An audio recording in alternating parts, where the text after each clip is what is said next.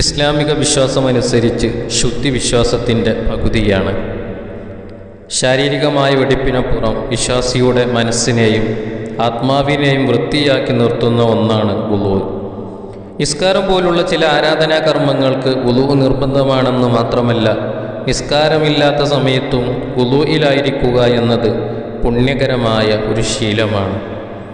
എപ്പോഴും വുളൂയിലായിരിക്കാൻ ശ്രദ്ധിക്കുന്നത് ഒരാളുടെ വിശ്വാസദാർഢ്യത്തെയാണ് കാണിക്കുന്നത്.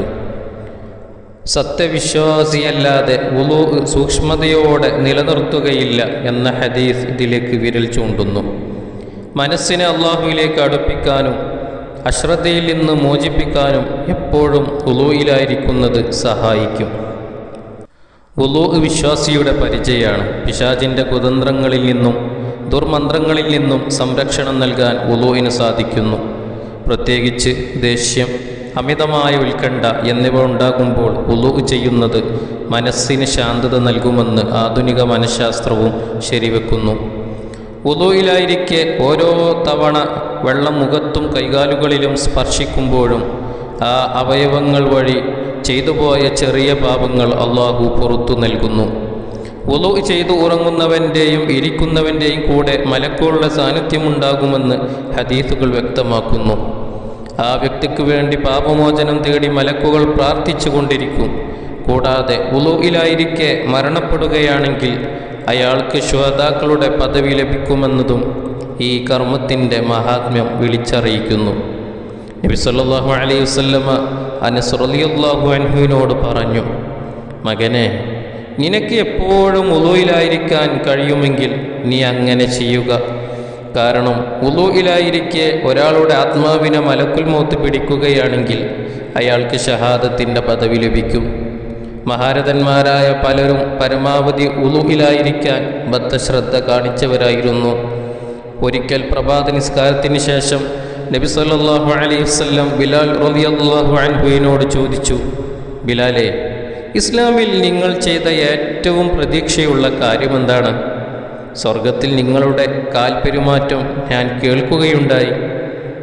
അപ്പോൾ ബിലാൽ റളിയല്ലാഹു അൻഹു മറുപടി നൽകി, ഞാൻ രാത്രിയോ പകലോ ഏത് സമയത്തും വുളൂ ചെയ്താലും ആ വുളൂ കൊണ്ട് എനിക്ക് നിശ്ചയിക്കപ്പെട്ട സുന്നത്ത് നിസ്കാരം നിർവഹിക്കാതിരുന്നിട്ടില്ല.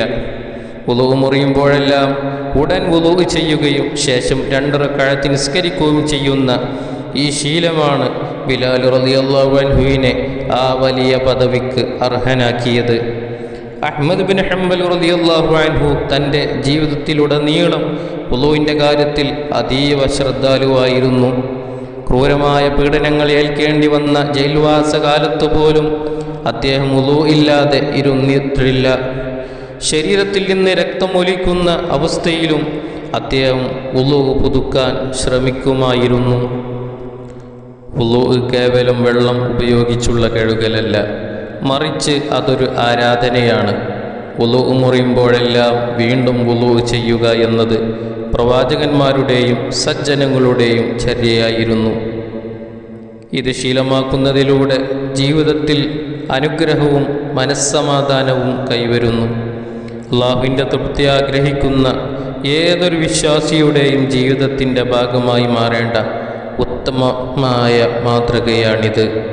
അള്ളാഹു എന്നെന്നും വുളൂ ചെയ്യുന്നവരുടെയും അത് നിലനിർത്തുന്നവരുടെയും കൂട്ടത്തിൽ നമ്മയൊക്കെ ഉൾപ്പെടുത്തുമാറാവട്ടെ. ആമീൻ.